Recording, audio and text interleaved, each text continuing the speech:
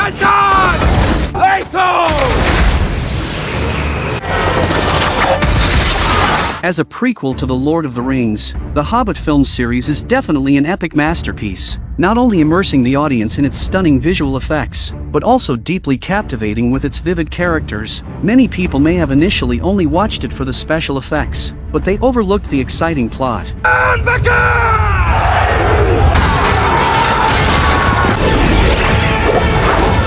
The story begins with the dwarves, who originally settled in the underground city of Moria. Due to their greed, they kept mining until they awakened Smaug. After Moria fell, the dwarves were forced to migrate to Middle-earth. They settled in Erebor, the largest dwarven kingdom in Middle-earth. Near Lake Town, under the leadership of their king, Thror, the dwarves mined relentlessly, discovering an endless supply of precious metals and gems. The dwarves' craftsmanship was unmatched, and they created exquisite jewelry and artifacts. Over time, however, the mines became too deep, and Thror's greed led him to discover the Arkenstone, the most precious gem of all. Thror became obsessed with the Arkenstone and mounted it on his throne as a symbol of Erebor's power and wealth. Everyone came to witness the Arkenstone, even the proud elven king, Thranduil, who wanted to trade his own heirloom for an equivalent treasure. However, Thror, driven by his greed, confiscated Thranduil's treasure, causing the alliance between the two races to break.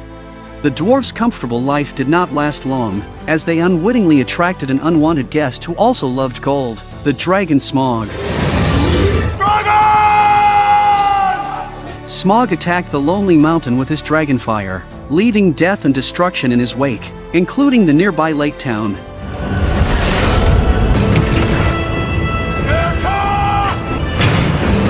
With Smaug's arrival, Erebor fell.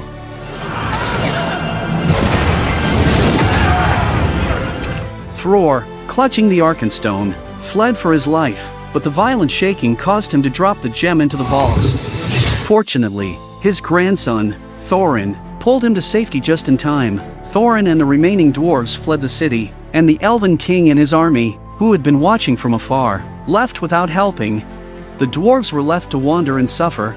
Thorin was forced to work in the human world, while Thror, filled with resentment, gathered an army to retake Moria and lay the foundation for reclaiming the Lonely Mountain. However, Moria had already been occupied by the orcs, and they had to face Azog, the strongest orc in Middle-earth. During the battle, Azog beheaded Thror, and Thorin witnessed everything. Thorin, undaunted, picked up his shield and sword and prepared to fight Azog. In the fight, Azog knocked Thorin's shield away and gained the upper hand. At a critical moment, Thorin picked up the oak tree from the ground and used it as a shield to block Azog's attacks. He then exploded with a burst of strength, cutting off Azog's hand.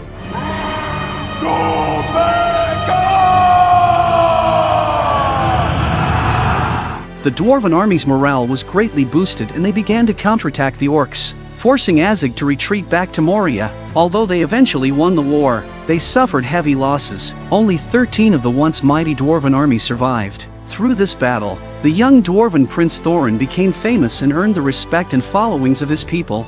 However, it also marked the beginning of the dwarves' decline from a once powerful race. At this point, the story of the Hobbit has only just begun. 60 years later, Gandalf, who was tasked with maintaining peace in Middle-earth, discovered that dark forces were beginning to rise. He recruited Thorin to assemble a team to fight against this power, with the ultimate goal of defeating the soon-to-awaken Smaug. Thorin eagerly accepted the mission, as he also wanted to eliminate Smaug and reclaim the Lonely Mountain for himself. However, the success of this adventure depended on a crucial figure, the main character of the story, Hobbit Bilbo Baggins. Because Smaug was highly sensitive to the dwarves' scent, and hobbits were naturally small in stature with wide feet, they were the perfect candidates for infiltration. Gandalf specifically traveled to Bilbo's hometown, a peaceful and idyllic place where people lived contentedly. Bilbo spent his days smoking and basking in the sun, and Gandalf tried every means to persuade him to join the team and complete the adventure. However, Bilbo was accustomed to his comfortable life and flatly refused. But that night,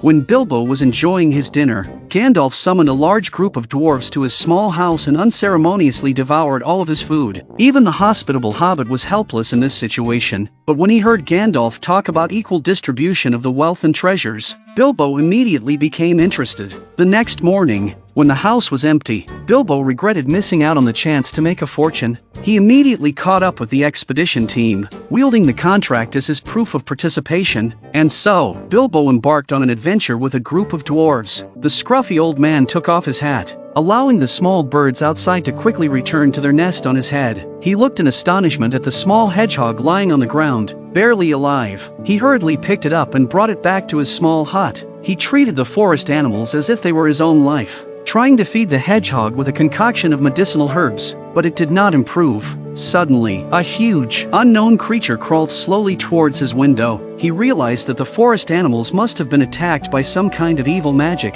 He picked up a piece of wood and blocked the door, buying time for the hedgehog. When he turned around, he found that the hedgehog had died. He felt regret and quickly took out a blue gemstone artifact, placing it on the hedgehog's mouth and chanting a spell. At this point, the mice on the ground were also frightened. The gemstone successfully absorbed the black magic inside the hedgehog's body. When he saw the little hedgehog come back to life, the old man smiled with relief. The monster outside seemed to have been driven away by his incantation. It turned out that he was the brown-robed wizard Radagast. When he hurriedly went outside to check, he found that there were 2 huge spiders. This meant that the forces of darkness had begun to resurface. He wanted to find out where these spiders came from, so he asked the small birds to lead the way and drove a wooden cart pulled by rabbits through the jungle to an abandoned castle. The castle had been abandoned for thousands of years, and it was filled with a gloomy darkness everywhere. Suddenly, the hand of a nearby statue moved strangely. An undead wizard launched a sudden attack from behind him. Radagast reacted quickly,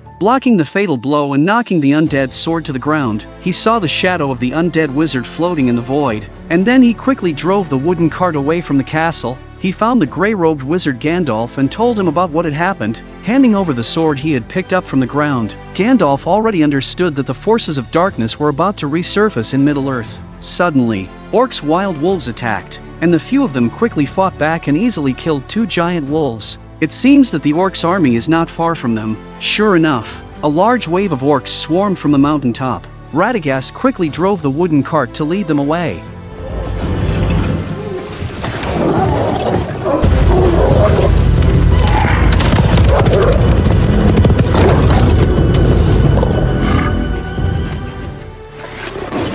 However, in the evening, the dwarves discovered that the trolls had stolen their horses. They unanimously decided to send Bilbo to steal the horses back. Hobbits are naturally small in stature with wide feet, making them very suitable for infiltration. The trolls did not notice his presence, but the horse rope was tied too tightly and he could not untie it. At this point, he ran behind the trolls, trying to steal their knife, but instead was mistaken for a handkerchief and had his nose wiped by the trolls. The dwarves rushed out to save him, but as expected, they were no match for the trolls. They were all captured, tied up, and skewered like kebabs over a fire. In a moment of desperation, Bilbo tried to stall for time by telling the trolls they were cooking the dwarves all wrong. He suggested they should skin the dwarves and add some seasoning. His ruse worked. Gandalf appeared just in time, smashing the rock with his staff. The first rays of morning sunlight turned the trolls to stone. As it turns out, they feared the sun and only came out at night, following the trolls' tracks. The group found a cave filled with precious treasures and 3 elven-forged swords. Gandalf, Thorin, and Bilbo each took one. The swords would emit a blue glow whenever orcs were near. Before long, the group encountered pursuing orcs who had been trailing them all along. Luckily, Gandalf found a nearby cave, and they all jumped in to escape the orcs. The elves who happened to be passing by outside joined forces to besiege the orcs. The group ventured deeper into the cave in search of an exit, and were stunned to discover a hidden, beautiful landscape at the end. They had arrived at the home of the Rivendell elves. Only the elf Elrond could decipher the map Gandalf carried, so they sought his help. That evening, Thorin presented Elrond with the map, and Elrond recognized the moonlight script that could only be read under the moon's rays. The best time to read the script was now, revealing that the door to the Lonely Mountain could only be opened under specific conditions. They had limited time to infiltrate the mountain, or they would have to wait another year. Without delay, the group set off the next day, traveling through the misty mountains and into the high peaks. In the dead of night, amidst a thunderstorm, they trekked along the perilous cliffs. Bilbo almost fell off the edge but was saved by the dwarves. Suddenly, a massive boulder hurtled towards them, shattering and raining debris upon the group. To their surprise, 2 Ents were fighting each other.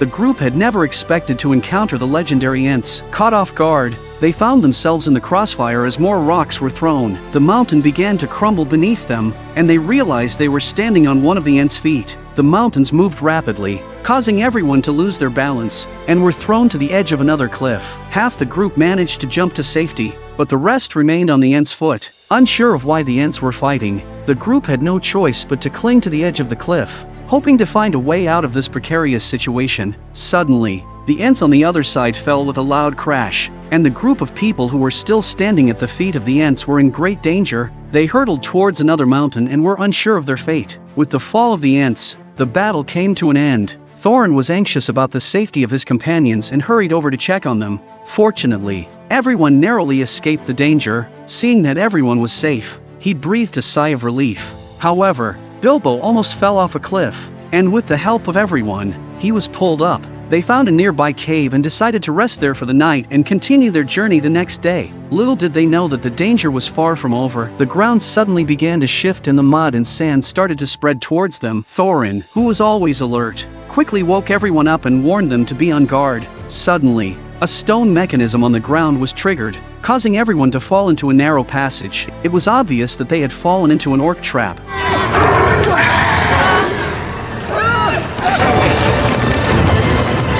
A large group of orcs had been waiting for them in their lair. The dwarves were captured and tied up. In the chaos, Bilbo was ignored, possibly because he didn't smell like a dwarf. No one paid any attention to him. Bilbo was puzzled and picked up his sword, preparing to sneak in and assess the situation. Suddenly, an orc jumped out at him, and they struggled and fell off the cliff. Their fates unknown, the other dwarves were taken to Goblin Town, which was connected by wooden bridges. All the orcs were extremely excited, and the dwarves were brought before Balg for trial. Balg was dancing and singing his own original song while the dwarves were presented before him. The dwarves complained that the song was terrible and ruined Balg's mood. He ordered his men to disarm the dwarves, but just as he was about to take action, a white light suddenly struck, knocking down countless orcs. In a critical moment, the grey-robed wizard Gandalf appeared and rescued them.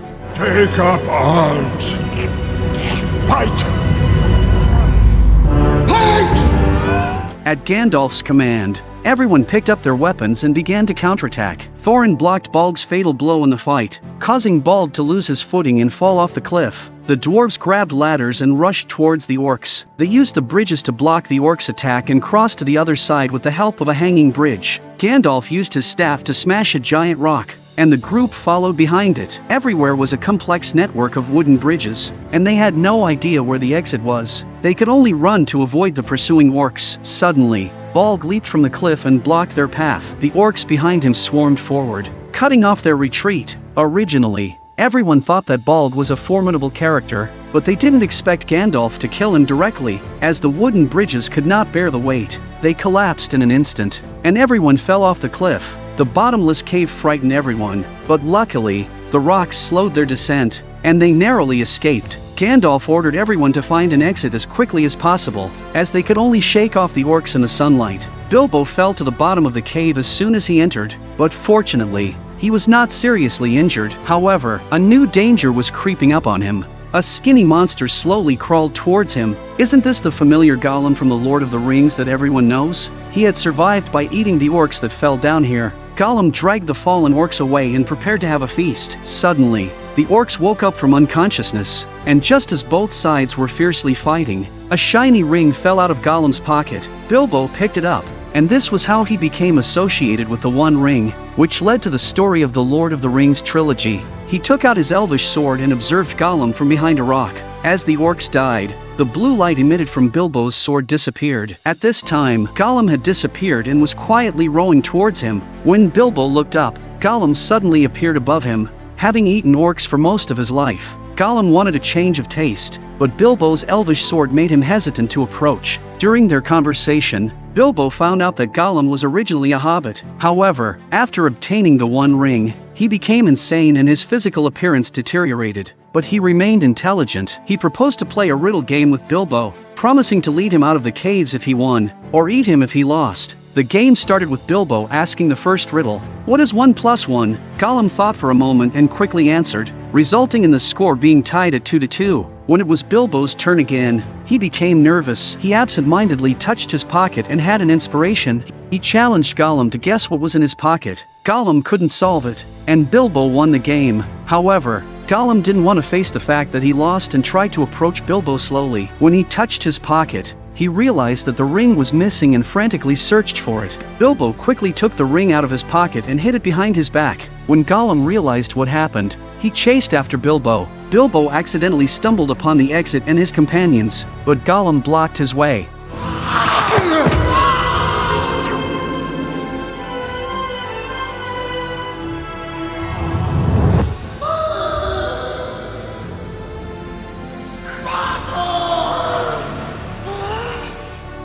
Bilbo considered killing him with his sword, but he pitted Gollum and spared him. He jumped over Gollum and caught up with his companions. The dwarves escaped from the caves, but Thorin accused Bilbo of abandoning the group.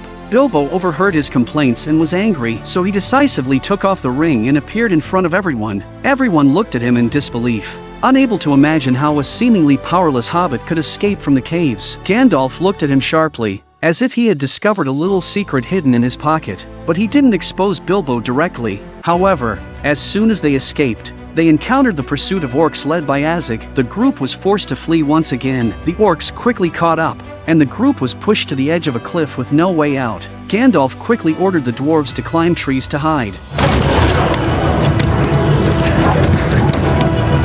A large group of direwolves arrived and started prowling around, waiting for an opportunity. Gandalf quickly thought of a plan to seek help. He picked up a nearby butterfly, chanted a spell, and sent it to seek help. Meanwhile, Azig, the leader of the orcs, arrived on the scene. He was the archenemy of Thorin, the dwarf prince. Azig had killed Thorin's grandfather in front of him, creating an unbreakable grudge. Azig smelled Thorin's scent and taunted him, while the direwolves continued to gnaw at the tree branches. The trees were unable to bear the weight and started tilting downwards, eventually falling down. The group was forced to climb to the last tree, and the situation was becoming increasingly dire, as they were about to be completely defeated. Azig revealed an evil smile. In moments of crisis, Gandalf always came up with a solution. He picked up a pine cone, ignited it with his staff, and threw it into the pack of direwolves. The wolves, afraid of fire, quickly retreated. Indeed, the plan worked very well. Gandalf once again ignited more pine cones and had the dwarves throw them,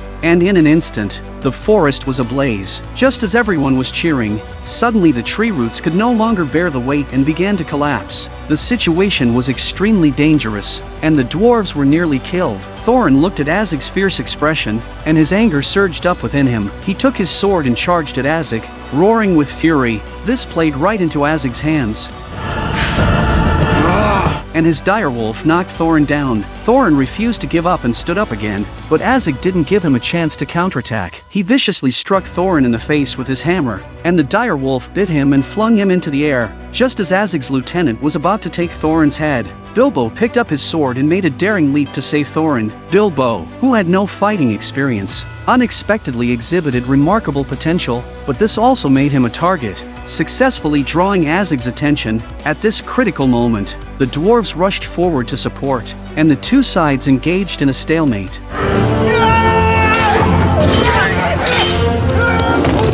But they were still no match for the orcs. Just then, Gandalf's reinforcements arrived. Dozens of giant eagles flew in and grabbed the orcs. They used their wings to fan the flames and attack the orcs. The orcs had no chance to fight back. Another giant eagle gently picked up the unconscious Thorin and rescued him, and the others were also saved by the giant eagles and left the forest. Finally, Gandalf jumped down from the tree and was successfully caught by a giant eagle. Azig roared in anger, only able to watch them escape with resentment in his eyes.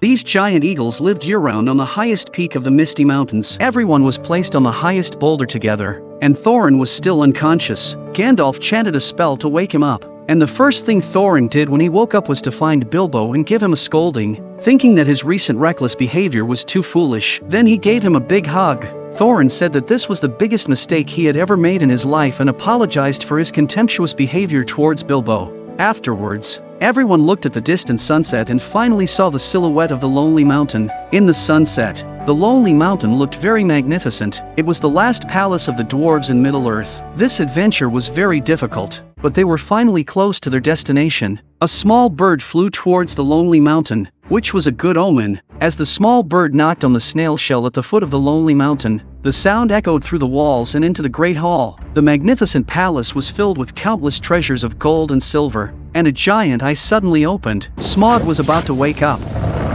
Smaug, the chief among the 4 great dragons in Middle-earth, is covered in impenetrable scales. His fiery breath can melt anything in its path.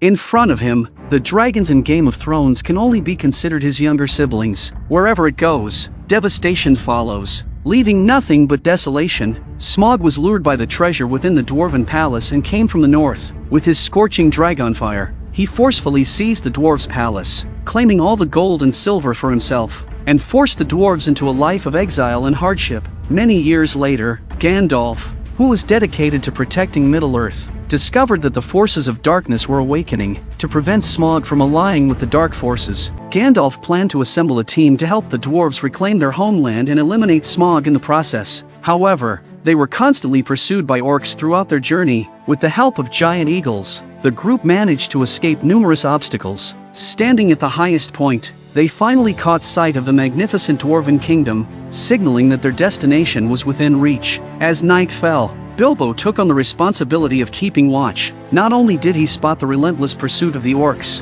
but he also witnessed a giant black bear roaring at them. This black bear's name was Beorn, a powerful shape-shifting being who protected the forest. Whenever he encountered orcs, he transformed into a massive bear to drive them away. Bilbo hurriedly returned to the group to report what he had seen to Gandalf. Gandalf was already familiar with this black bear. The situation was dire, as the orc army would soon catch up to them. Guided by their scent, Gandalf suggested they backtrack and find an alternate route. He knew of a nearby house where they could seek refuge from the orcs. Thorin, the vigilant dwarf prince, inquired about whether the house's owner would be a friend or a foe. Gandalf replied that he was uncertain. Perhaps he would assist them through the ordeal, or perhaps he would kill them. With no better options at hand, they proceeded with the plan. However, just as they were discussing, the howling of the orcs' wargs suddenly echoed through the air. Azek, accompanied by his wargs' army, chased them relentlessly from night until dawn. The group raced against time and finally reached the house, but the orcs were yet to arrive.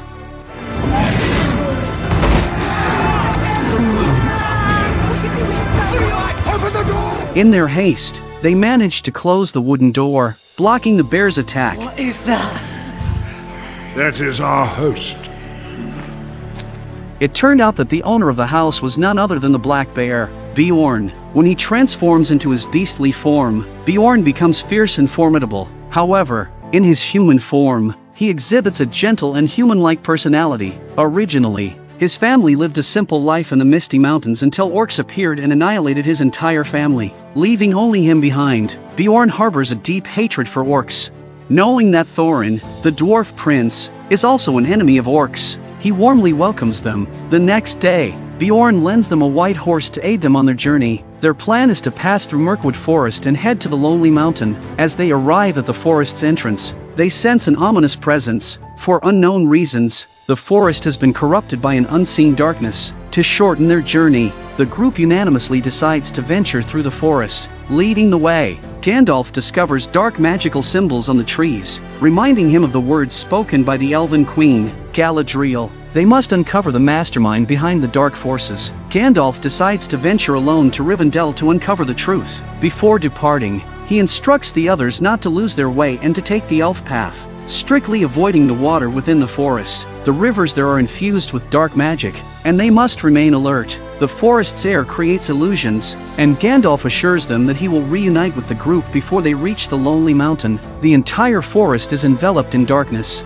with no glimpse of sunlight. The air is thin and filled with a pervasive sense of darkness, causing great discomfort. They find that the bridge leading to the elf path has been broken. Gandalf had warned them not to touch the water within the forest. Therefore, Bilbo, with his broad feet, is sent to test the stability of the vines nearby. During the climbing process, Bilbo nearly falls into the water. He realizes that the reflections in the river appear eerie and quickly climbs to the other side, clearing his mind to stay alert before he can explain his suspicions to the others. Stay where you are!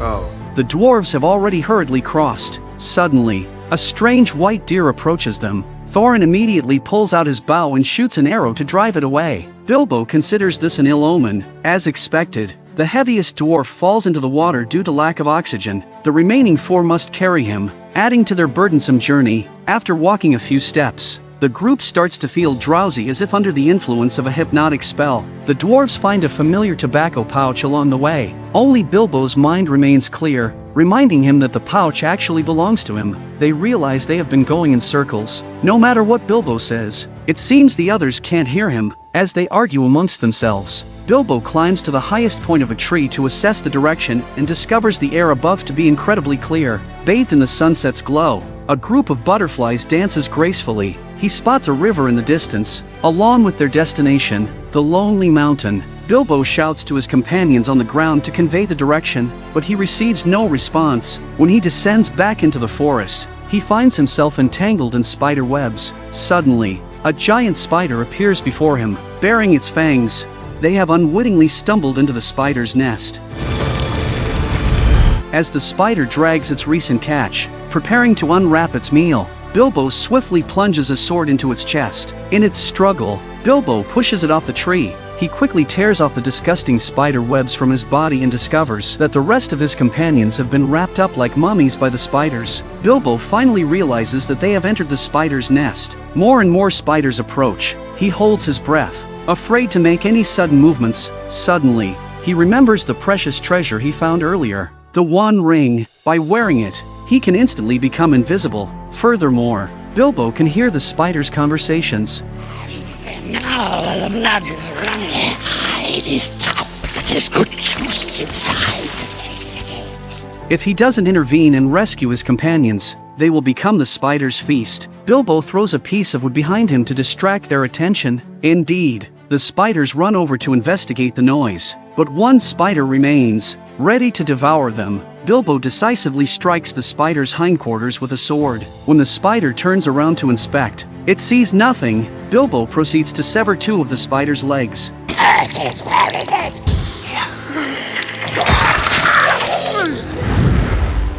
With the ring, Bilbo feels as though he has gained an incredible advantage. Bilbo released all 12 of his companions, and the dwarves, waking up from their stupor, tore through the spider webs. However, the danger was far from over. Another spider, with its mouth full of fangs, suddenly lunged at Bilbo. The 2 became entangled and fell from the tree. In the struggle, Bilbo's precious ring accidentally slipped from his finger. Losing the One Ring made Bilbo anxious, and he frantically searched for it. Meanwhile, a large number of spiders quickly surrounded them from the front. The dwarves managed to kill 2 spiders in quick succession, but one of the spiders targeted the chubby dwarf who couldn't run as fast as the others, knocking him to the ground. The rest of the group rushed over, each person grabbing his spider leg, while Bilbo continued searching for his ring. He seemed oblivious to the imminent danger faced by his companions. Ever since he obtained the One Ring, he felt like a changed person. Losing the ring was akin to losing his very soul. Just as he was about to reach for the ring, a spider suddenly crawled towards him. However, Bilbo cast aside his fear and displayed astonishing abilities to kill the giant spiders. As he picked up the One Ring, he began to reflect on himself. He realized that he had become irritable, restless, and had lost his sanity. But regardless, the ring had saved him in times of crisis, and he didn't want to lose it. Just as they had dealt with one wave of spiders, another wave approached. Just as Thorin was preparing to pick up his large sword and engage in combat, a nimble man leaped down from a tree, gracefully stepping on a spider and using it as a makeshift skateboard, then swiftly sliding past another spider. The elven prince Legolas, accompanied by his team, arrived in style. He was the son of Thranduil, the king of the nearby woodland realm. However, they had not come to aid the dwarves but to capture them. As tensions rose among the group, Kili, one of the dwarves, suddenly fell victim to a spider attack and was bitten on the leg. At that moment, another elven beauty appeared.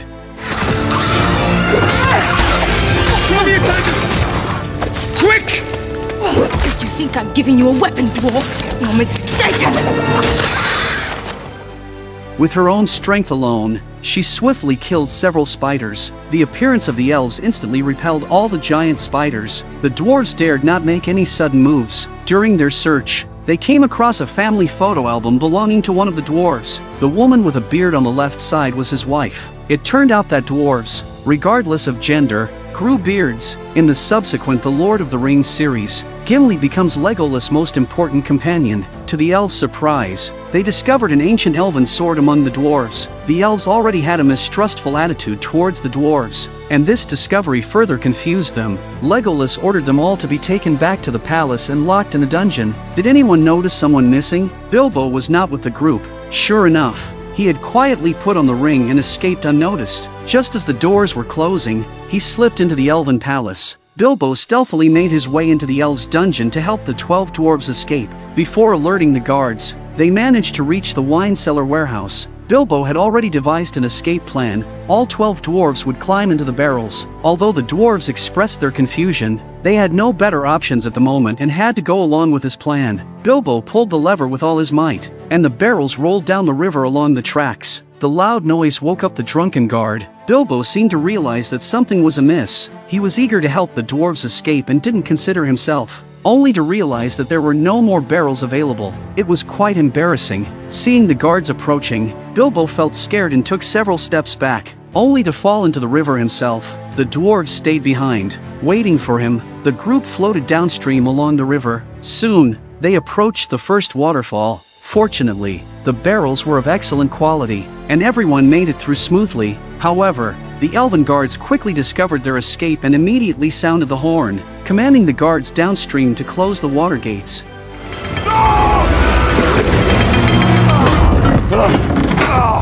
Just as the guard drew their swords to capture them, a poisoned arrow came flying towards him from behind. It turned out that an orc legion had been lying in wait for them all along. A large group of orcs climbed up the city walls and eliminated the elven guards. Leading them was Balg, the son of Azig. Since Azig had been summoned back to the fortress by his master to command the army, the task of hunting down the dwarves had been entrusted to Balg. The orcs quickly descended into the river and approached them. Except for Bilbo, the others had no weapons and had to rely on hand-to-hand combat to seize weapons from the orcs. Realizing that this was not a sustainable strategy, Keely decided to charge towards the riverbank in an attempt to open the floodgate. Along the way, he killed several orcs, catching the attention of Balg, who took aim with his bow and shot Keely in the leg. The poisoned arrow quickly spread through his body, and soon Keely could no longer stand and fell to the ground. At a critical moment, the elven maiden Toriel arrived to provide support.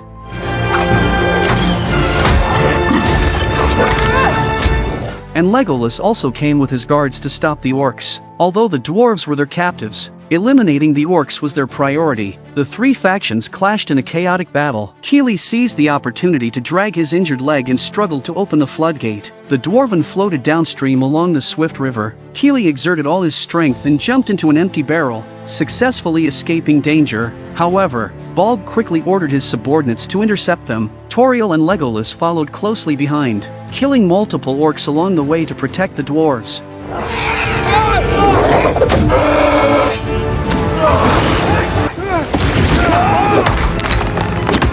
The orcs leaped down with their spears and pierced the barrel of the chubby dwarf. Under the impact of the river, the barrel was launched onto the riverbank, crushing multiple orcs along the way. The chubby dwarf kicked off the bottom of the barrel, wielding his double axes and spinning relentlessly. Then he passed his weapons to his companions and jumped into another barrel. Legolas performed a breathtaking solo act, leaping into the center of the river and landing with both feet on two dwarves. With his precise shooting, he relentlessly crushed every orc in his path. The elven prince not only possessed an unmatched beauty but also displayed incredible combat skills.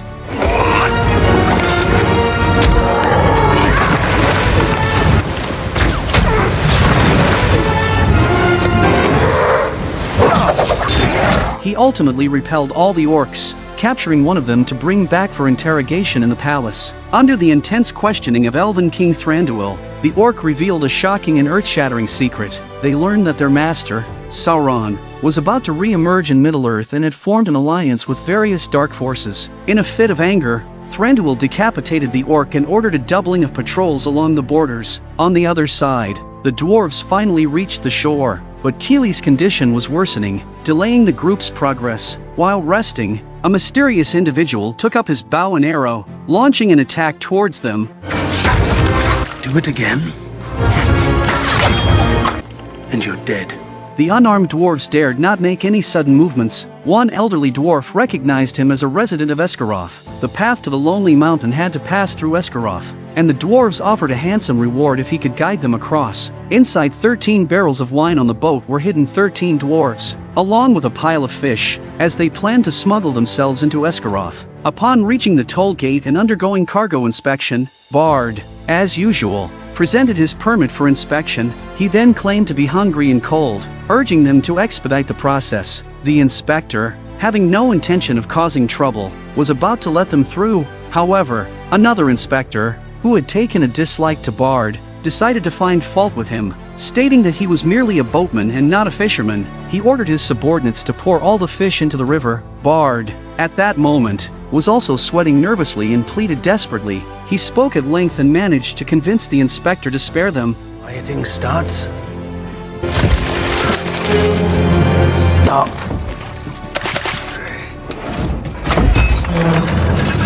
Esgaroth was located at the foot of the Lonely Mountain, next to a town called Rivertown. Since Rivertown had been destroyed by smog, Esgaroth lost its trading connection with it. The once prosperous town was gradually declining, governed by an inept mayor, and its people were suffering. The dwarves emerged from the barrels and made their way to Bard's house. From the window, Thorin noticed the black arrow bow crafted by the dwarves. It turned out that Bard's ancestors were descendants of the former mayor of Rivertown. It was their ancestors who had used the black arrow bow to repel Smog when he attacked. Although they failed to kill Smog with it due to his impenetrable scales, they firmly believed that one more arrow shot into his weak spot would slay it. Bard accepted their generous payment and promised to provide them with the weapons they needed. However, when he opened the package, it turned out to be fishing tools. They are about to face the formidable dragon Smog, and the dwarves wonder how they can reclaim the Lonely Mountain with such meager equipment. It seems they will have to rely on themselves. In the evening, the dwarven party secretly infiltrates the town's armory.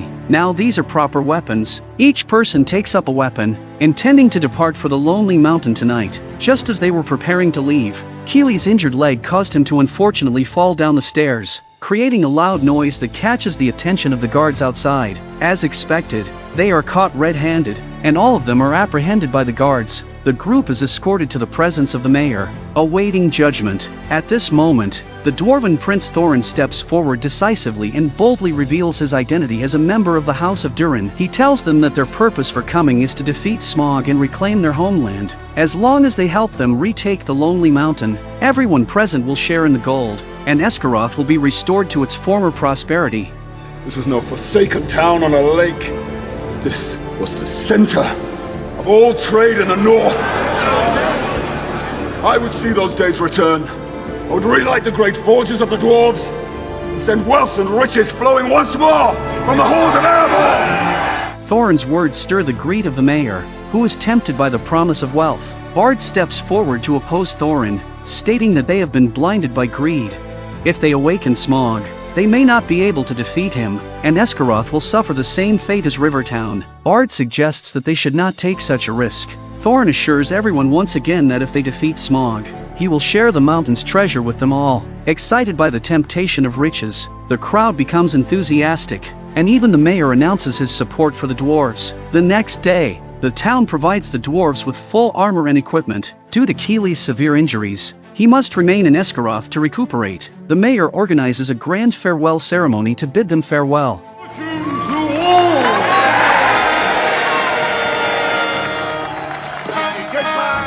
After several days of arduous journeying, they finally catch sight of the Lonely Mountain, now in ruins, once a prosperous river town. Time is running out, and they must find the secret door to enter the Lonely Mountain before sunset. However, Bilbo remembers Gandalf's instructions that they must wait for him to join them before entering the Lonely Mountain.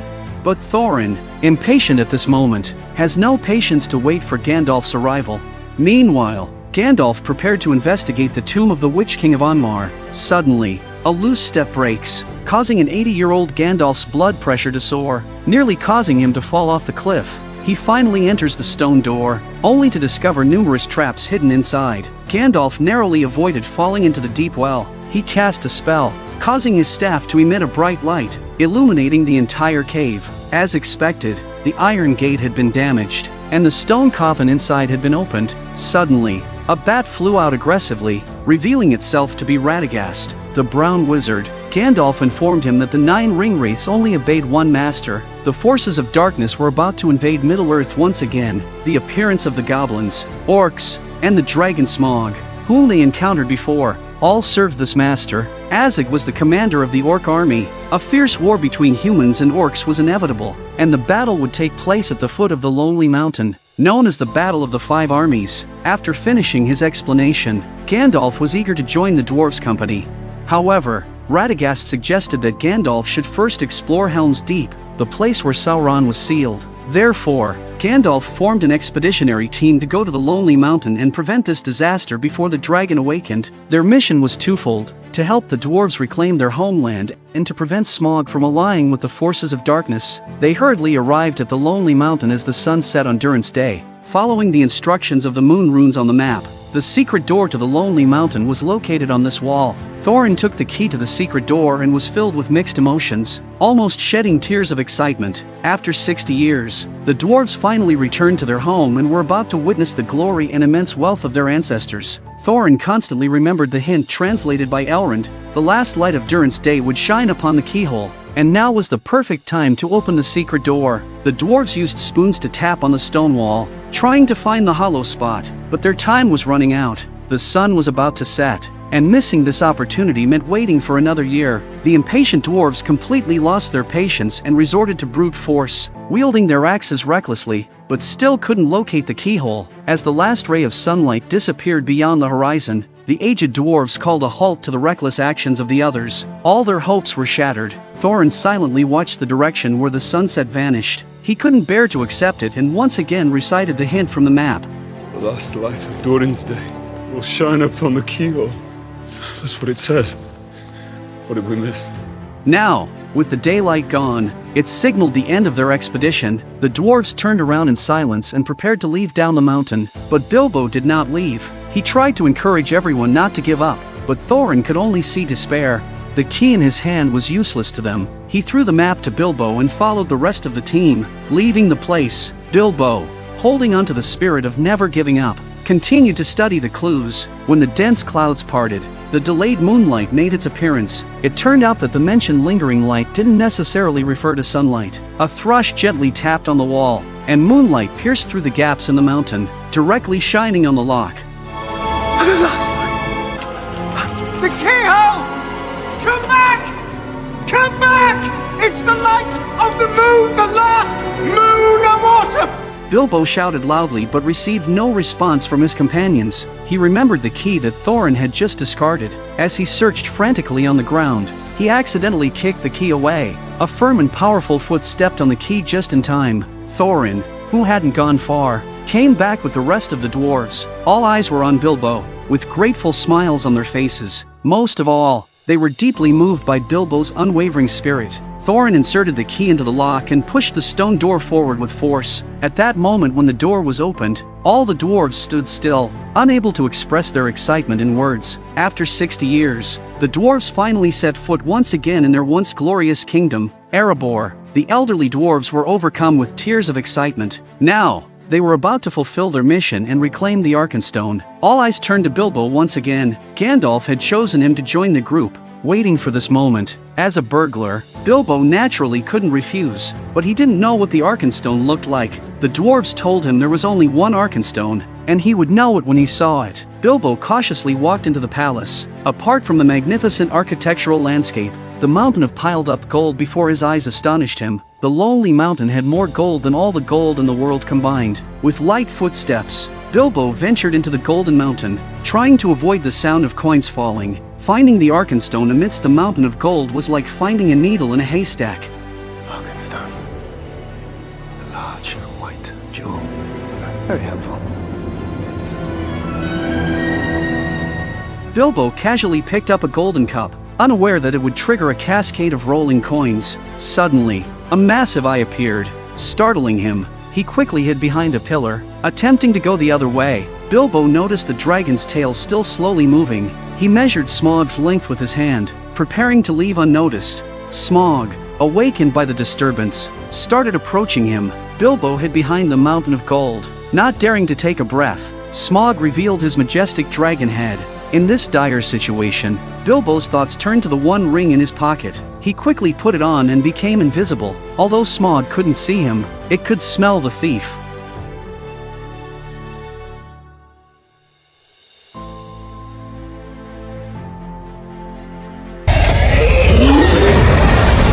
Startled, Bilbo frantically tried to escape, but the sound of rolling coins exposed his footsteps. Smaug immediately knew the treasure in his hands. It turned out that the dragon was aware of the One Ring's power of invisibility. Suddenly, Bilbo's face contorted in pain as he envisioned the ring's malevolent influence. Struggling, he decisively took off the One Ring, but in doing so, he exposed himself. He assured Smaug that he wasn't there to steal but merely wanted to witness the dragon's magnificence with his own eyes, which indeed surpassed the legends. This ass-kissing made Smaug very happy. Not only did not immediately do it to him, but also stood in the open space to show him the full body type. During their conversation, Bilbo unintentionally caught sight of the Arkenstone.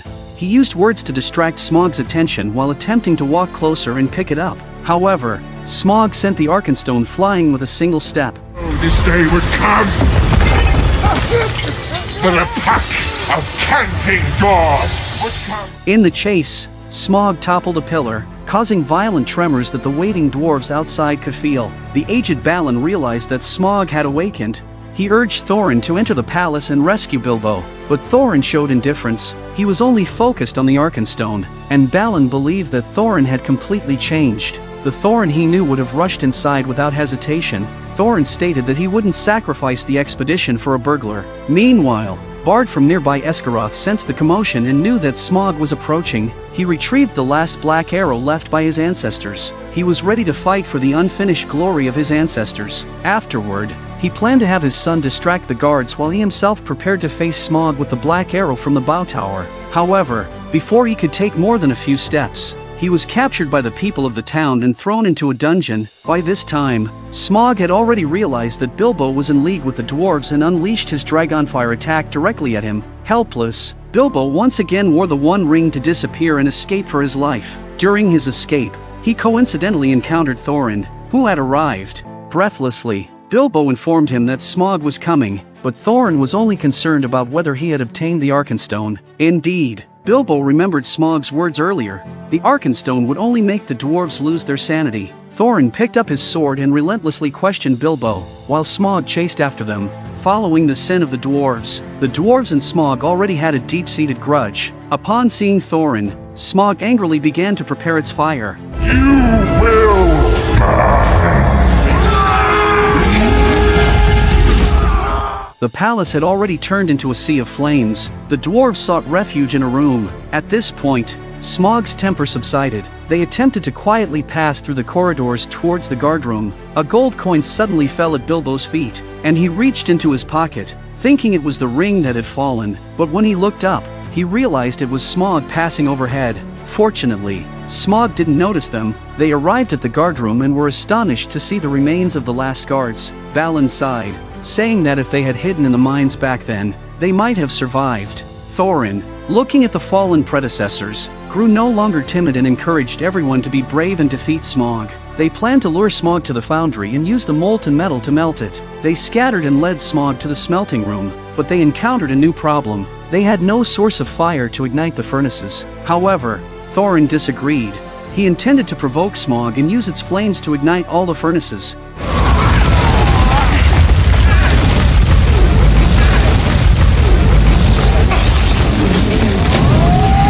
Without hesitation, Thorin grabbed onto the hoist and jumped into the mine, narrowly escaping this danger. However, the danger was far from over. The evil dragon Smaug opened its bloodthirsty jaws and launched a ferocious attack on him. As the hoist descended rapidly, Thorin found himself sinking deeper and deeper into peril. As the companions decisively cut the pulley, the descent came to a halt. With the other side of the crane fell, Thorin was also led to rise. Just as Smaug bit onto the rope, the overhead mechanism couldn't withstand the pressure and began to fall. Thorin found himself standing perilously close to Smaug's mouth. The evil dragon once again opened its bloodthirsty jaws, its throat's flames poised to unleash. While Thorin dodged, the apparatus above came crashing down, slamming Smaug into the deepest part of the mine. Swiftly, the companions activated another pulley and pulled Thorin to safety. Enraged, Smaug spewed roaring flames from the bottom of the well. The first furnace was ignited, and the interconnected furnaces followed suit. Under Thorin's orders, everyone started working in different areas. On this side, the Stout One operated the bellows to supply air to the furnaces. The fires burned brighter, and the cooling gold quickly turned into molten liquid. On the other side, Thorin instructed Bilbo to wait for his signal to operate the control lever. Smaug broke free from the iron bars and made its way to the foundry. No! The scorching hot molten metal spewed onto Smaug in an instant, even extinguishing the fire within its belly. Caught off guard, Smaug struggled in agony. The other mechanisms also began to function. Enraged, Smaug quickly regained its footing and charged toward them. Next, Balin used catapults to lure Smaug into the long corridor. Thorin pulled the iron chains, opening the furnace, and the shimmering molten metal flowed downward. Thorin took a cart and shuttled back and forth beneath Smaug's feet. Then, he pushed the cart into the molten metal and floated on it. Bilbo narrowly avoided falling from the collapsing platform and ran to lure Smaug into the long corridor.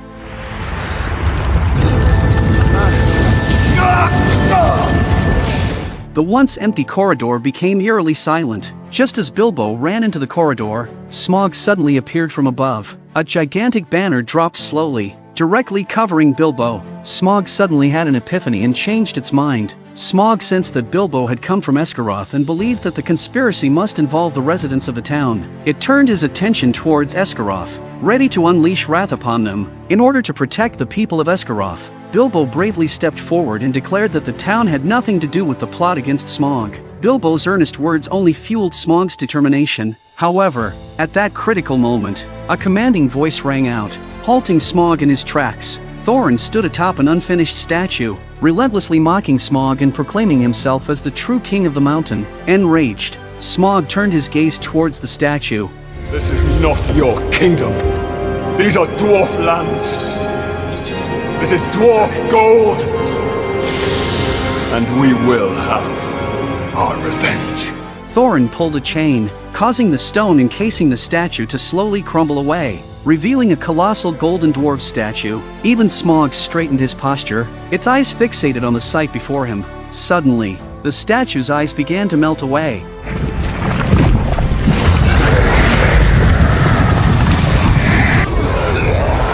A torrent of scorching molten lava rushed towards Smaug like a flood, catching the dragon off guard and knocking his entire body down in the corridor. Smaug was completely submerged in the golden molten lava, transforming the entire corridor into a pool of shimmering gold. The sudden silence did not ease the vigilance of the group. Just as the crowd hesitated whether to celebrate the victory, Smaug transformed into a gilded dragon. Revenge!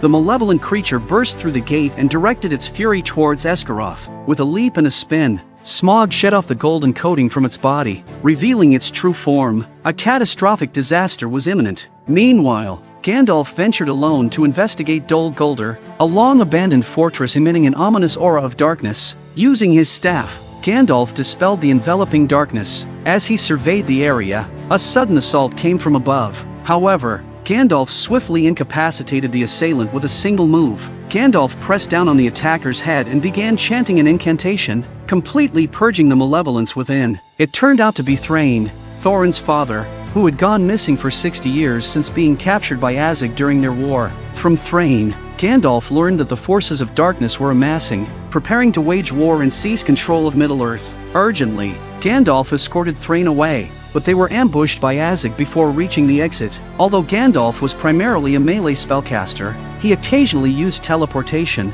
In an instant, they escaped to the exit. Closely pursued by Azog's ward cavalry, Gandalf managed to bring down a tower, obstructing the pursuers on the stone bridge and securing their escape. However, the danger was far from over. A powerful surge of darkness blocked their path. The approaching figure was none other than the yet-to-be-formed primary antagonist, Sauron. Thrain was unable to leave any final words as Sauron drained the life out of him. With Gandalf on the brink of exhaustion, Sauron pressed him against the wall, and Gandalf released a final spell to resist Sauron's dark magic. His staff burned to ashes. Ultimately, Gandalf was overpowered and pinned to a cage suspended in midair. Ruthless orcs viciously swung the iron cage towards the ground, coercing Gandalf to surrender the 3 elven rings, including Narya. In his weakened state, Gandalf was unable to mount a counterattack. Just as the orcs prepared to sever his hand, the elven queen, Galadriel, appeared. Her immense magic unleashed shockwaves that emanated from the castle's surroundings.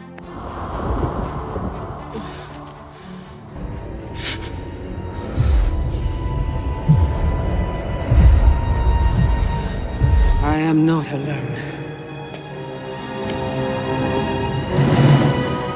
At this point, Saruman had not yet turned into a traitor. It is only during the subsequent events of The Lord of the Rings, when tempted by the power of the One Ring, that he is fully transformed into a major antagonist and joins forces with Sauron. After bidding farewell to the brown-robed wizard, Gandalf hurries off to meet with the dwarf. The brown-robed sorcerer handed Gandalf his staff. At this moment, Gandalf does not know that the dragon Smaug has awakened and that Esgaroth is about to face a catastrophic disaster.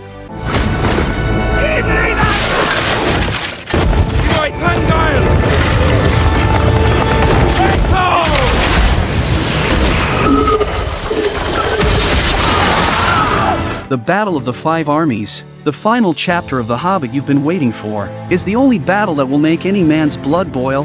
When this epic battle was brought to the screen, it shocked the world. Today I'm going to tell you more about the final chapter of Hobbit: The Battle of the Five Armies. And the war began with this evil dragon Smaug. When the long-sleeping Smaug was awakened by the dwarven raiders, it burst out of the dwarven fortress, broke through the door and flew out, leaping up and spinning around to remove all the plating from its body and turn all its indignation towards Esgaroth. This is where the story of the Battle of the Five Armies begins. A devastating catastrophe befalls the humans, as Smaug unleashes his fiery dragonfire and the terrified people scatter in a fight for survival. In an instant, Esgaroth is engulfed in flames, becoming a living hell. The inept master of the town abandons the residents, sailing away on a boat loaded with gold, showing no concern for their safety. The cries of anguish echo throughout the town. Not far away, on the lonely mountain, the remorseful dwarves can only watch from a distance, realizing it was their actions that angered Smaug. Only Thorin remains, deep in thought, gazing at the castle gate. But at this critical moment, one person goes against the tide. He picks up his bow and climbs onto the roof. With the distant clock tower as his destination, Bard challenges the might of the dragon to fulfill his ancestors' unfinished mission, drawing Smaug's attention as he runs towards the clock tower. He nearly loses his life before reaching the tower. While the dragon continues to unleash flames upon the town, Bard reaches the clock tower in the shortest time possible. With the tolling of the bell, it is the moment for him to defend his ancestors' honor. As Smaug approaches slowly, Bard takes precise aim and shoots the first arrow at the dragon. Although it hits Smaug's body, it bounces off his sturdy scales. Despite the slim hope, Bard does not give up. After cutting the alarm bell's rope, Bard once again took his bow and arrow and shot at Smaug. Still full of expectation but with the same result, the men on the run seemed to see a glimmer of hope again when they saw Bard fighting the dragon. In the midst of their conversation, Bard's son suddenly remembers the words his father once told him. There is a black arrow forged by the dwarves hidden beneath the statue. He decides to give up his chance to escape and, despite the others' dissuasion, swiftly makes his way to the statue using a grappling hook. He wants to be as brave as his father in facing the dragon. Bard shoots more than a dozen arrows at Smaug until only one remains, but he clings to the last shred of hope. He readjusts his position, takes aim again at Smaug, and releases the arrow, but this time, he provokes Smaug, who retaliates against him. Just when Bard is on the verge of despair, his son arrives at the clock tower, holding the black arrow in his hands. This is the only arrow capable of harming Smaug. Bard is deeply concerned for his son's safety and urges him to leave quickly. In this moment of solace between father and son, the dragon strikes again, destroying the clock tower. Bard's son hangs in midair, his life hanging by a thread. In a state of extreme panic, Bard urgently pulls his son to safety. Meanwhile, Smaug lands in the center of the town. With renewed hope, Bard takes the black arrow from his son's hand and gazes at the dragon with anger. Who are you that would stand against me? Just as Bard prepares to shoot his bow, he realizes that it has been broken in half. Smaug, with his keen vision, witnesses this scene. The arrogant dragon begins to mock Bard, even displaying a sense of enjoyment upon seeing the despair of the human. After taunting Bard, Smaug turns his attention to Bard's son, approaching them slowly. This crosses Bard's final line of tolerance. Bard places the broken bow on 2 wooden frames. With unwavering determination, Bard shoulders the weight of his ancestors' legacy. Taking aim, he placed the black arrow on his son's shoulder, and despite his son shaking with fear, he held back his tears. Just when Smaug turned around, it exposed the scars of the year. It turns out Bard's ancestors did manage to hit Smaug. Surprised, Bard's confidence soars, and a faint smile appears on his face. Smaug slowly walks in with his mouth wide open, and Bard is pulling his bowstring hard in preparation. Bard is surprisingly calm at the moment. At the moment when Smaug is about to unleash its flames, Bard roars in anger and releases the arrow, hitting Smaug with precision. Smaug lets out a cry of pain and crashes into the clock tower. Father and son plunge into the water, narrowly escaping. The dragon rides in the houses before flying into the air and unleashing its final roar.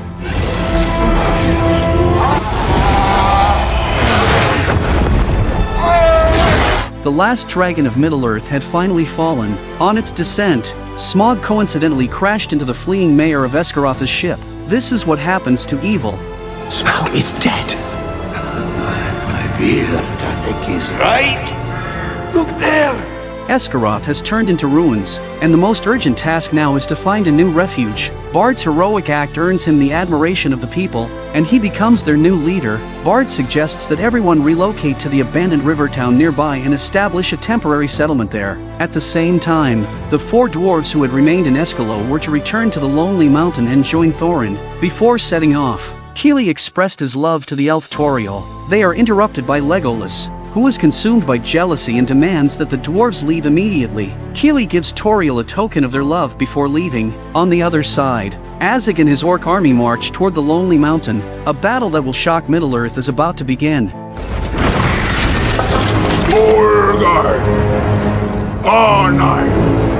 Obishi! Meanwhile, inside the Great Hall of the Lonely Mountain, Prince Thorin, overwhelmed by the Mountain of Gold, becomes consumed by greed.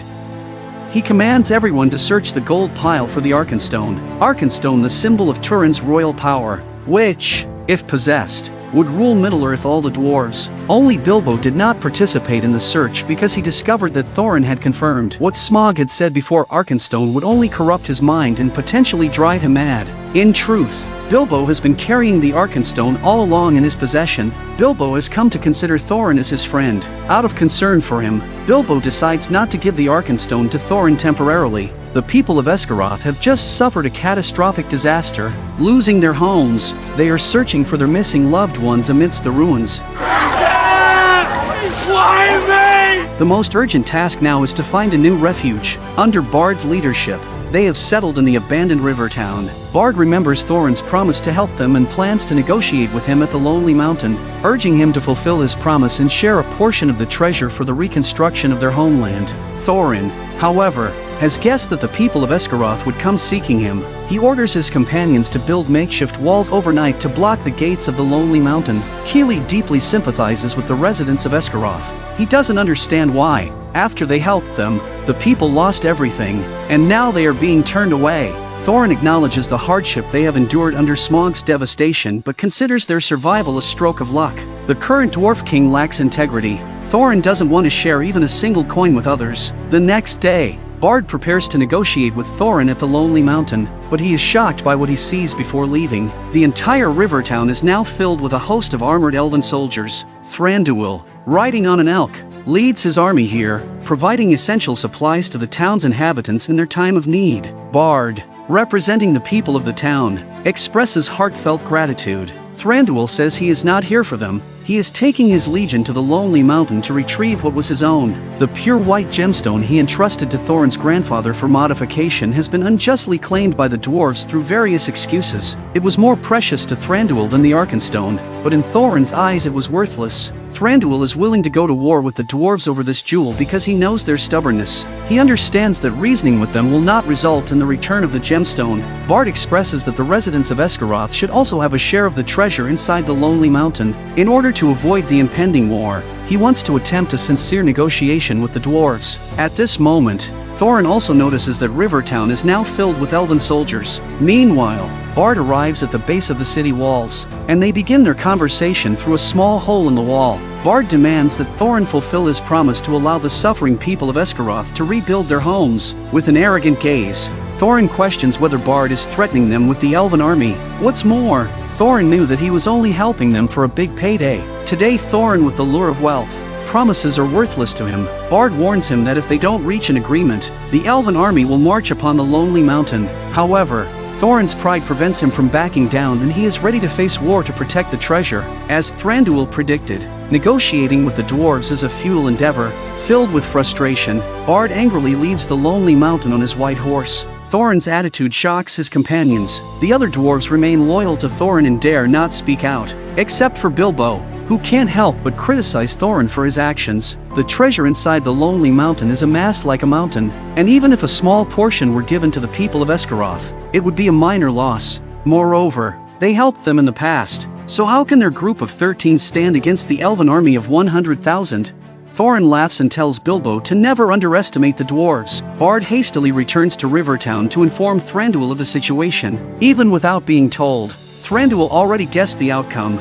Reasoning with Thorin is a wasted effort. Only the use of force will bring a resolution. Meanwhile, the dwarves push a statue off the city walls, breaking the bridge. The people of Esgaroth, along with the elven army, start preparing for battle. The dwarves arm themselves fully, making thorough preparations for the war to come. Thorin specifically presents Bilbo with a precious gift as a symbol of their friendship. It is a vest made of mithril, crafted by his ancestors, which renders the wearer invulnerable to weapons. Unbeknownst to them, another force is quietly arranging to take advantage before the war breaks out. Azig's son stands on a rock, commanding an army of 100,000 Orcish soldiers, rushing through the night towards the Lonely Mountain. At this moment, the war that will shake Middle-earth officially begins. Thranduil, King of the Elves, joined forces with the human army and led 100,000 soldiers to the dwarven walls. In response to the dwarves' provocation, Thranduil merely smiled and made a gesture. Faced with the elves' 100,000 golden armor, the dwarves' expressions changed dramatically. Thranduil revealed to Thorin that he possessed something Thorin desired. From his pocket, Thranduil produced a dazzling gem. It was the Arkenstone, the prized possession of the Dwarven Kingdom and a symbol of the power of the Dwarven royal lineage. It turned out that Bilbo had left the Lonely Mountain by sneaking down the wall before the battle, and Bilbo took Arkenstone to Thranduil's tent. Bilbo handed over the gem to the Elven King, hoping that the Arkenstone could be used to prevent the impending war. He believed that only with the Arkenstone could Thorin fulfill his promise. Bilbo deeply cared about the friendship between the dwarves and himself and didn't want to see them perish on the battlefield. Gandalf urged Bilbo to leave before daybreak, fearing the consequences if Thorin discovered his actions. Thorin reluctant to admit that it is Arkenstone. The Arkenstone is in this mountain! It is a trick! It's no trick. The stone is real.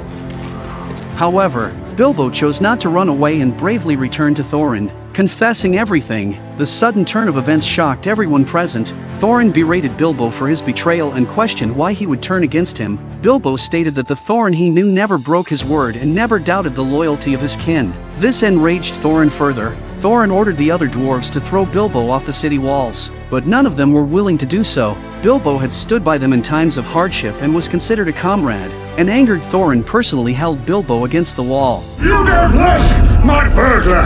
Then please, don't damage him. Return him to me.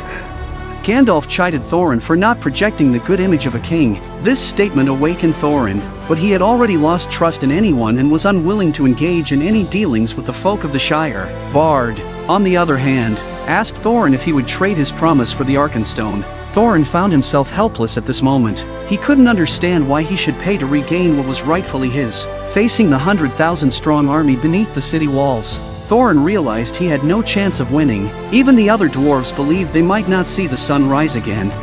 Will you have peace or war? Just when Thorin was at a loss, a raven flew to the city walls. The sound of footsteps on a distant hillside as a large group of dwarves, the legions, are slowly approaching. It was none other than the renowned Iron Hills army led by Thorin's cousin, Dane. Dwarves on the ramparts instantly imposing. Thranduil immediately ordered a change in tactics and prepared to face the Iron Hills army himself. The one riding the pig is none other than Dane. Thorin's cousin. His temper is even wilder than Thorin's, and he has no interest in discussing any profound truths with anyone. He simply issues harsh words and starts a war directly. Thranduil ordered the humans to step back and personally face the Iron Hills army. Dane leads the way with sheep cavalry. A large number of sheep cavalry swarm out of the infantry ranks. Thranduil ordered his archers to be ready. Battle between dwarves and elves begins. Under Thranduil's command, 100,000 arrows poured down like a torrential rain, assailing the Iron Hills army. However, the dwarves swiftly intercepted the arrows with their rotating weapons, capturing the front lines of the elven soldiers. Thranduil unleashed another volley of arrows, but the dwarves once again intercepted them.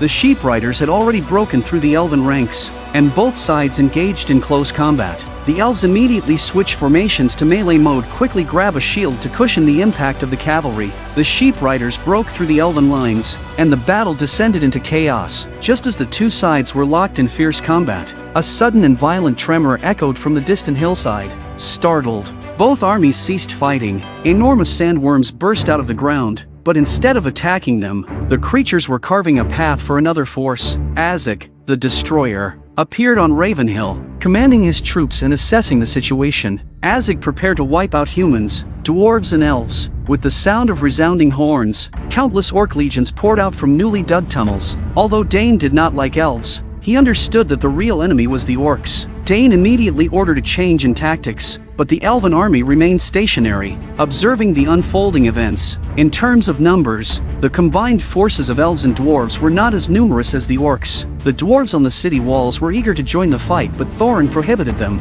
ordering them to stay in place. Bilbo couldn't understand why the elves stood still. The intrepid dwarves quickly built a shield wall in no time at all. Spears emerged from the shield wall, ready for combat. Just as the two armies were about to clash head-on, the elven forces suddenly leaped forward from above the dwarves, leading the vanguard charge. Thranduil understands that this war is the War of Middle-earth. The dwarves and elves had united as allies to confront the orc horde. Dwarven spears mercilessly slaughtered the enemy in that moment. The three factions engaged in a fierce melee. Azek gave the order to release war beasts onto the battlefield. Thranduil immediately commanded his archers to assume their positions. At the same time, the dwarves sent destructive chariots into the battlefield, the wheels of which were extremely powerful and destroyed a large number of orcs at once. However, one of the chariots soon became the target of a concentrated attack by the behemoth. Realizing the impossibility of fighting on two fronts, General Azek promptly dispatched another unit to Rivertown, cutting off their retreat. If the dwarves failed, both elves and humans would have no way out. Bard immediately ordered the humans to fall back to Rivertown to protect their families, while the elves and dwarves fought desperately against the enemy. Giant beasts launched destructive assaults on the walls of Rivertown. Another behemoth quickly slammed into the walls, causing the thick walls to collapse with a thunderous roar. Ferocious orcs wasted no time in swarming in, and the defenseless inhabitants became helpless prey. A huge beast leaps out of the fence with a bang. Panicked residents begin to scatter and flee. While the orcs were still slaughtering, Bard rushed back to the town in the shortest possible time, organizing the surviving residents to resist the orcs while searching for his lost family. Humans and orc legions engaged in street battles.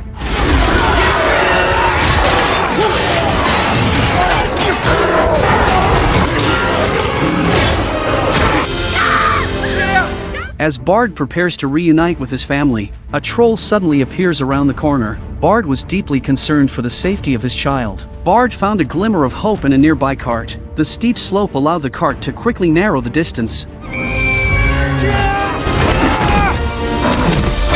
The outer battles had become extremely unfavorable at this moment. Thranduil found himself under a targeted attack by the orcs. Dane's Iron Hills army suffered heavy casualties and was forced to fight and retreat. Azek took advantage of the situation to deploy a new type of behemoth onto the battlefield and crush the allied forces with an overwhelming attack. But Azek didn't give them a chance. He blew his horn again and signaled for another ferocious trolls for the final assault. Elves, orcs, and dwarves have reached the climax of the war. The Orc Legion holds a clear numerical advantage. When the allied forces concentrate their troops outside the city to confront the orcs, Azek sends another unit to attack Rivertown. The entire Rivertown is engulfed in flames, and the old, weak, Women and children who had taken refuge in the city became lambs to the slaughter. Human leader Bard orders the civilians to take shelter in the town hall temporarily, while he and the remaining soldiers defend against the orcs, buying time for their escape. Once Rivertown was defeated, the human dwarves and elves, there is no way back. The Elven King,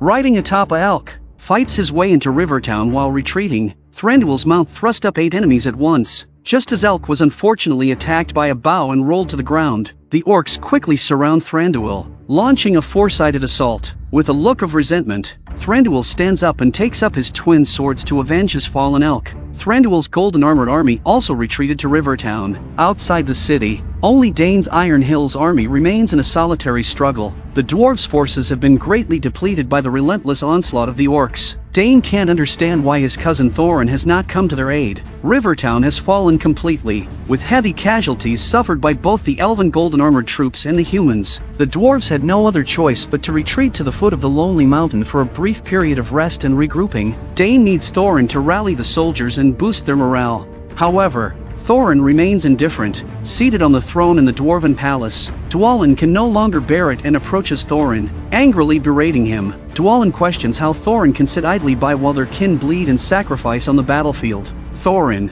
completely detached from their perspective, is only concerned with transferring all the gold from the palace to the mines. Dwalin informs Thorin that Dane's Iron Hills army is now surrounded by the enemy and on the verge of annihilation. If Thorin doesn't go out to support them soon, their people will be wiped out. Thorin asserts that sacrifices are inevitable in war, and the loss of those individuals is far less important than the treasure within the palace. How could the king of a nation say such inhumane things? Dwalin loses all faith in Thorin and sarcastically expresses his disappointment. You sit here in these vast walls with a crown upon your head, and yet you are lesser now than you have ever been. These words sting Thorin's greedy heart, and he begins to feel that his people are no longer loyal to him. Thorin tells Dwalin to leave before he kills him. The two men's conversation ended unhappily. Thorin walks alone down the golden corridor in a state of contemplation, the past reverberating in his mind. Thorin, hearing the scolding voice of his companion and his bad attitude of not sharing a single gold coin, the scenes of his grandfather attracting Smaug and bringing destruction upon their people are still vividly etched in his mind. The shadow of Smaug lingers, and Thorin feels as if the gold is consuming him. Thorin decided to take off his crown as heir to the throne of Turin. He did not want to be like his grandfather. Thorin Oakenshield, the name, woke him up. Meanwhile, the Iron Hills army is overwhelmed and cornered beneath the city walls, while Azog anticipates victory. Blowing the horn once more, Azog orders a final assault. Several dwarves on the city walls feel immense guilt for cowering inside the city and not joining the fight. Just then, Thorin picks up his sword and slowly approaches them. Keely can no longer hold back his anger and begins to berate Thorin. I will not hide behind a wall of stone while others fight our battles for us!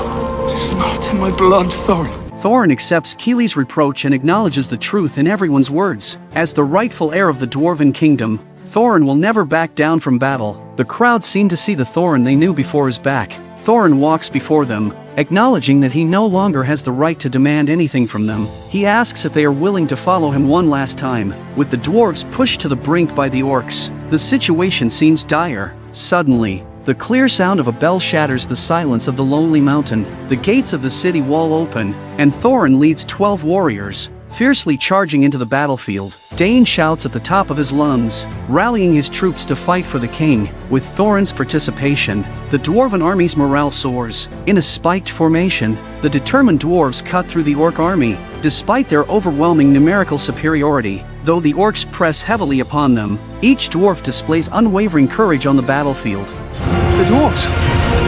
They're rallying to their king. The dwarves combine to knock down a trolls, which happened to trigger the switch of the stone thrower. Hardening the trolls fell to its death. Bomber, leveraging his size advantage, dispatches several orcs, though he requires assistance from his comrades after the fight. Just as all the dwarves fought heroically against the orcs, another trolls wielding a meteor hammer appeared on the battlefield and mercilessly slaughtered the dwarven warriors. Dwarves, caught off guard, are crushed into pieces. To counter Trolls' overwhelming attacks, the dwarves collaborated to build a shield platform that allowed brave dwarves to jump onto Trolls' backs and quickly defeat the controlling Trolls. The dwarves used the chains to seize Trolls' control, dealing a devastating blow to the surrounding orc soldiers and giving the dwarven warriors a moment's respite. Inside the city, Bard calls upon everyone to fight their way out of the siege, while the wizard Gandalf battles alongside the humans. Even the old, weak, and vulnerable individuals who had been hiding in the council chambers pick up weapons, willing to contribute their meager strength in the fight. With a loud cry, the townspeople pour out of the council chambers. Although lacking proper weapons, they bravely fought to the death against the orc soldiers with their farming tools. Amidst the chaos of the battle, Thorin encounters his cousin.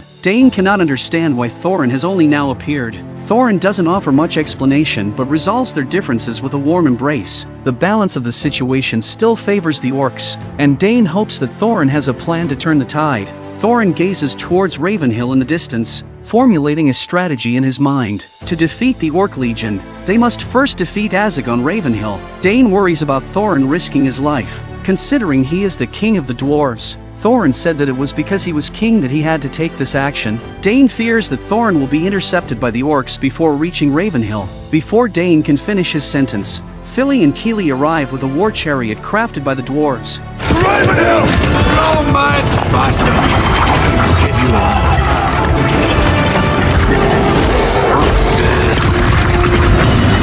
Keely sharpened his blade on the wheel as he charged towards the enemy, while Thorin took the lead. Riding a goat and quickly breaking through the orcs' interception, the dwarven chariots became orc reapers, with broken limbs flying in all directions wherever they went. Azog took notice and immediately ordered another wave of trolls to come forward and intercept it. Trolls wielding their hammers, they charged aggressively at the chariot. The dwarves controlling the chariot remained very calm during this crisis. They used the goat's jumping ability to quickly glide and leap to take out 6 trolls in one go. Just as the dwarves were still excited about their success, another armored troll suddenly attacked them. This war had been raging for over an hour in the original film and showed no signs of stopping. Thorin knew that in order to defeat the orcs' army, they had to first defeat Azog on Ravenhill. For the royal family of Turin, Thorin and dwarves build a chariot to break out and set off for Ravenhill. Sensing Thorin's intentions, Azog immediately ordered the trolls to intercept them. A trolls in armor with a blade came barreling down on them. Dwarves who managed to escape forced into a frozen creek. In the rush, the dwarves took the opportunity to prepare the war chariots while the ferocious trolls relentlessly pursued them. With a roar, the trolls leaped into the river,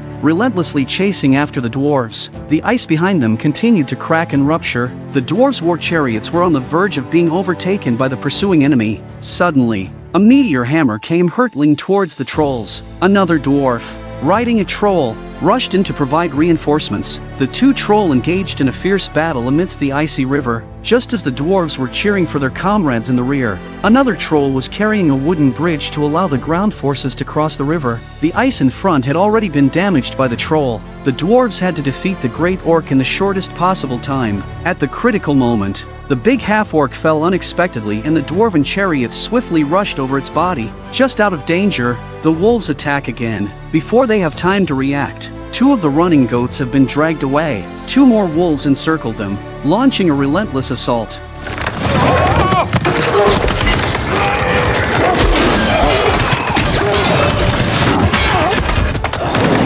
Only 3 of the war chariot's goats remained, and their speed had visibly diminished. A group of wolves from behind was closing in, step by step. In desperation, Balin decided to stay behind and hold off the enemy. He instructed the other 3 to cut the ropes and catch up with Thorin on the goats. Reluctantly, but with no other choice,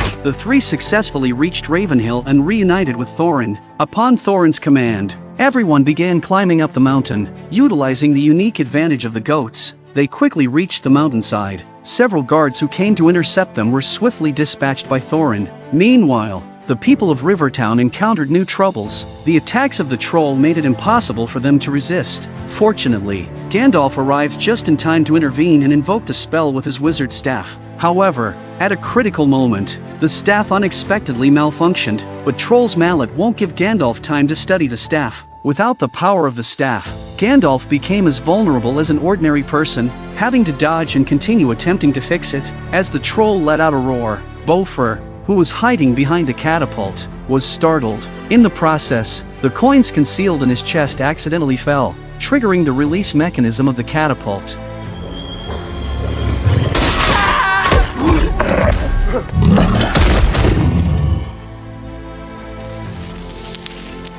At this moment, Legolas, the elven prince, arrived with an elven maiden by his side. Legolas told Gandalf that another enemy army was creeping closer to the area, the Gundabad orc army led by Borg. Gandalf saw through Azog's entire plan. Borg took the opportunity to attack Ravenhill from the north, apparently targeting Thorin the Thranduil. Realizing that his elven forces had suffered too many casualties, reconsidered his initial purpose of only seeking a necklace. Originally, this war had nothing to do with the elves. After fighting for so long, he almost forgot his own objective. Gandalf urged Thranduil to send his troops to Ravenhill to aid Thorin. Thranduil, however, stated that his army had shed enough blood and would no longer sacrifice for the dwarves. He decided to withdraw with his remaining forces. At this moment, Bilbo stepped forward and volunteered to go to Ravenhill to inform Thorin. He then discreetly put on the One Ring and set off while remaining invisible.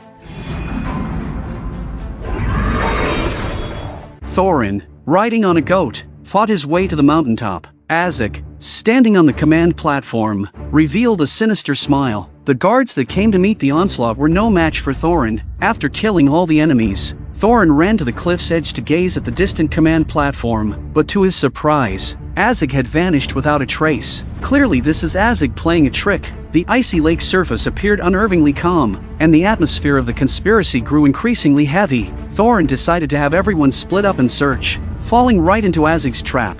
Sugul Shagari! Go!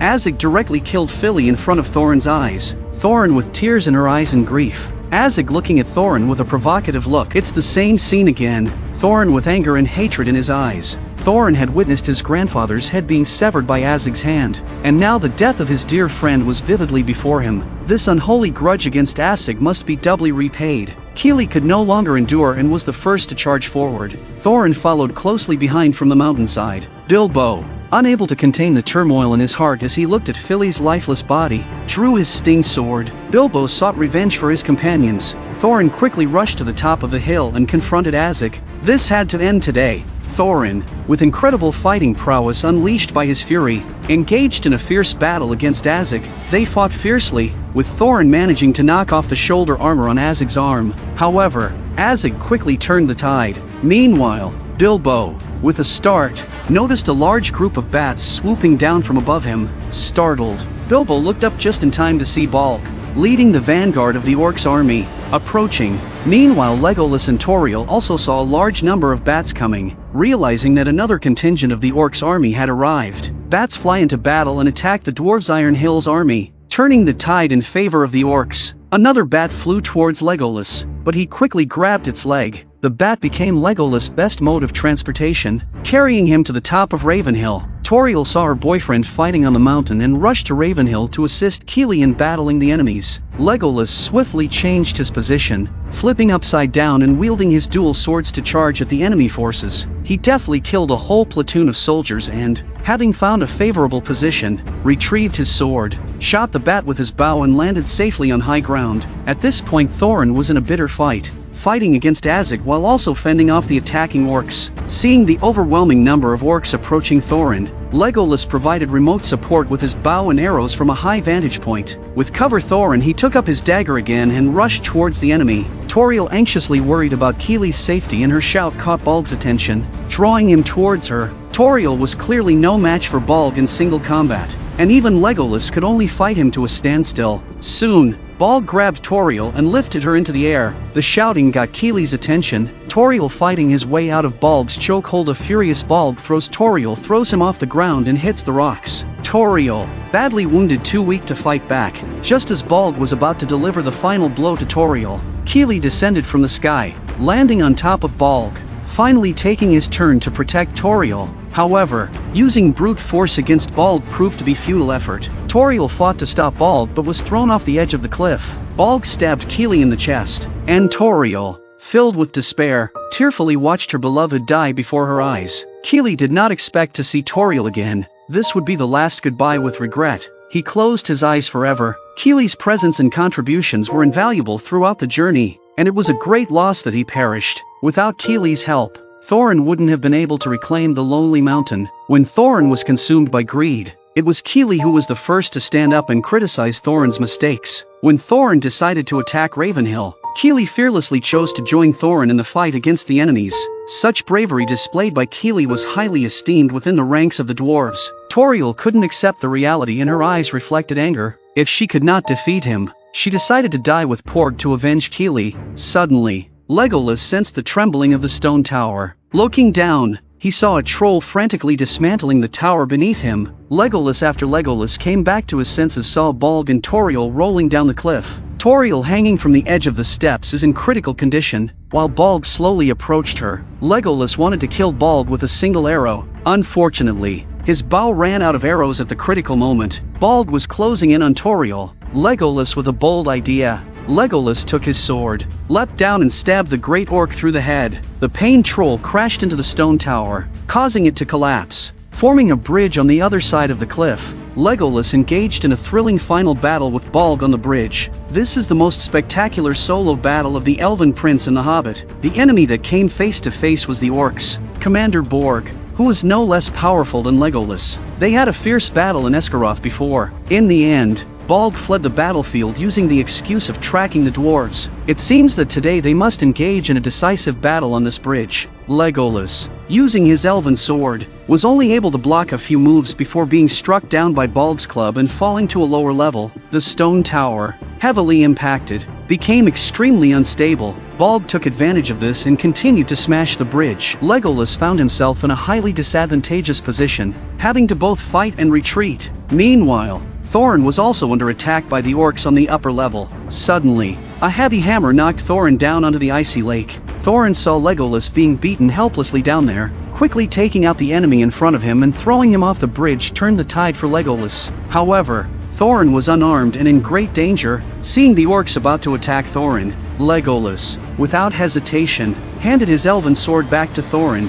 because the sword originally belonged to Thorin. Seizing the opportunity, Balg attempted to ambush Legolas from behind, but Legolas evaded in time and stabbed Balg's hand with his dual-bladed knife. However, Balg didn't care and didn't even feel the pain. He treated the embedded knife as part of his body. To avoid a fatal blow, Legolas intentionally fell to the lower level. Balg used a massive stone to crush the stone tower, causing the bridge to rapidly collapse. Legolas, utilizing the agility of the elves, swiftly stepped on the floating stones with nimble footwork to ascend and performed a spinning scissor kick, knocking Balg down. Both were on the brink of falling off the cliff. As they exchanged blows again, Legolas sent a blow at Borg, but it was blocked. Balg smirked provocatively at Legolas, and Legolas responded with a smile of his own. Legolas, using nearby stones, planted his feet on Balg's shoulder, then drove his sword into Balg's head. Balg's eyes rolled back, and he lost consciousness. At the moment the bridge collapsed, Legolas leapt backwards to the edge of the cliff. Balg and the stone bridge plummeted down the cliff. It was at this point that Thorin finally met Azog.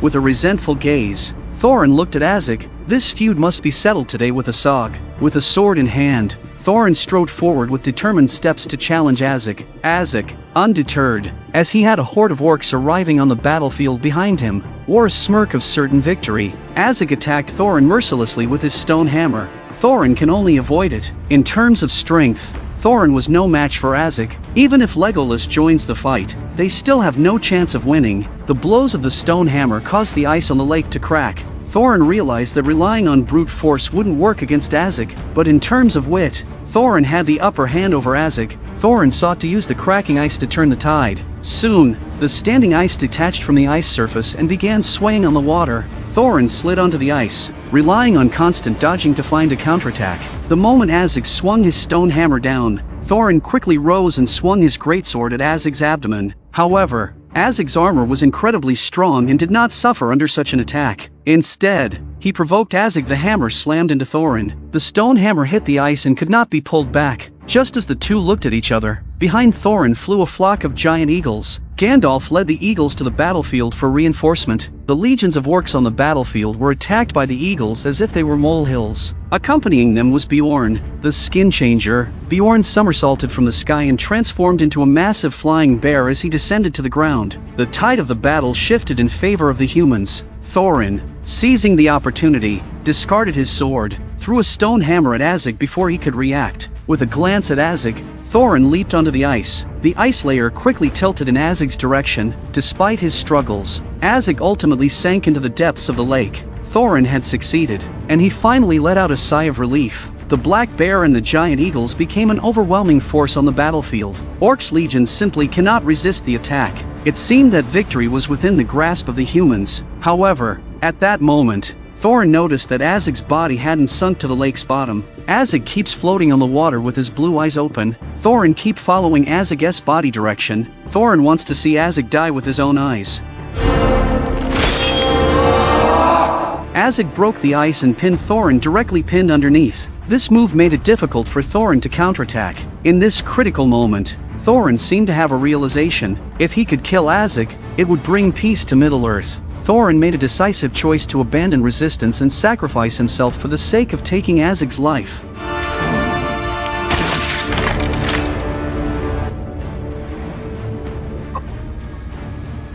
Thorin finally made it this time, and with his last breath he made it to the edge of the cliff to look over the battlefield. Thorin saw that the Iron Mountain Legion was on the verge of victory. Thorin lies on the ground and breathes a final sigh of relief. Thorin on his deathbed to Bilbo confessions. Thorin asked Bilbo to forgive him before his death. Thorin wanted to retract the words he had said to Bilbo on the city walls. Your claim. Do not speak to me. Throw him from the rampart!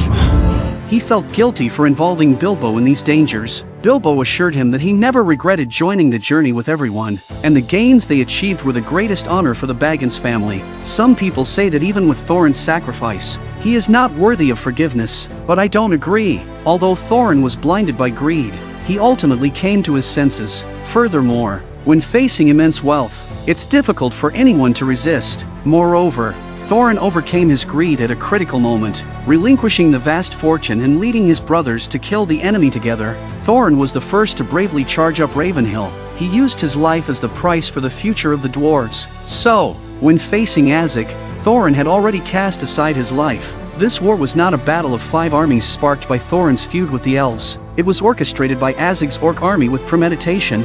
Thorin spoke his final words to Bilbo. Farewell, Master Burglar. Plant your trees.